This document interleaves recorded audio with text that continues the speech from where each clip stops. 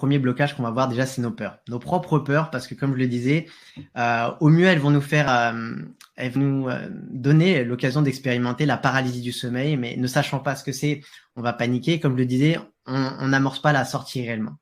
Chez certaines personnes, on va amorcer un début de sortie, mais on va rester collé au plafond. Et encore une fois, on a cette sensation de se dire, oula, je peux. Et ce n'est pas une obligation, mais on peut percevoir notre corps physique allongé.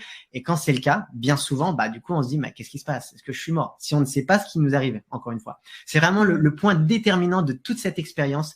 C'est juste d'être informé, de savoir ce que sont ces phénomènes. Une fois qu'on sait, et c'est utilisé dans tous les centres dans beaucoup de centres du sommeil, notamment aux États-Unis.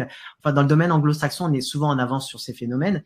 Et on l'utilise aussi au niveau thérapeutique. Certains spécialistes du sommeil, certains psychiatres aussi utilisent ces techniques, certaines méthodes pour essayer justement d'aider les personnes. Et on va en parler tout à l'heure des différentes applications, mais justement à pouvoir se débarrasser de tout un tas de phobies, tout un tas de peurs qui sont enfouies et vraiment faire un bond dans notre chemin, dans notre avancée, dans notre vie, parce que forcément, on va se libérer de plein de croyances limitantes, plein de peurs qui sont comme un poids littéralement dans notre vie, qui nous empêchent d'évoluer, qui nous empêchent d'avancer.